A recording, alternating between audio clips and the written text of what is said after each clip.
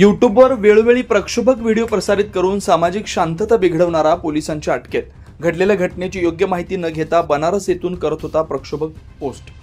काही दिवसांपूर्वी नंदुरबार शहरात जयेश वळवी नामक युवकाची वैयक्तिक वादातून झालेल्या हत्येच्या निषेधार्थ नंदुरबार शहरात दिनांक 24 सप्टेंबर 2025 रोजी होणाऱ्या मूक मोर्चाच्या अनुषंगाने इसम नामे राहुल रमेश पावरा राहणार बोरवन तालुका धडगाव जिल्हा नंदुरबार यांनी 21/9/2025 रोजी बनारस उत्तर प्रदेश येथून त्याच्या यूट्यूब चॅनलवर सदर घटनेबाबतची योग्य माहिती न घेता अपूर्ण, चुकीची व लोकांच्या भावना भडकवणारी व्हिडिओ बनवून प्रसारित केली होती।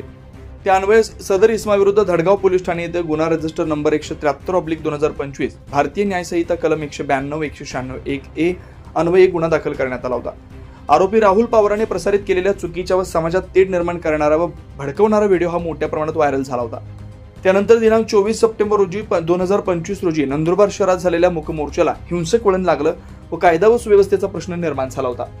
त्यानंतर देखील आरोपी राहुल पावरा हा वर नमूद घटनेबाबत वेळोवेळी विविध सोशल मीडिया प्लॅटफॉर्मवर कायदा व सुव्यवस्था निर्माण होण्यास कारणीभूत ठरतील असे प्रक्षोभक, गैरसमज व खोटी माहिती पसरवणाऱ्या व्हिडिओ प्रसारित करत होता। वर नमूद कृतीच्या अनुषंगाने नंदुरबार शहर पोलीस ठाणे येथे दाखल गुन्हा रजिस्टर नंबर 583/2025 भारतीय न्याय संहिता कलम 61-2-109-1 वगैरे मधील गुन्ह्यात सदर आरोपीस अटक करण्यात आली। त्यास माननीय न्यायालयाकडून 2 दिवस पोलीस कोठडी व नंतर न्यायालयीन कोठडी देण्यात आली। तरी गुन्ह्याचा पुढील तपास सुरू आहे।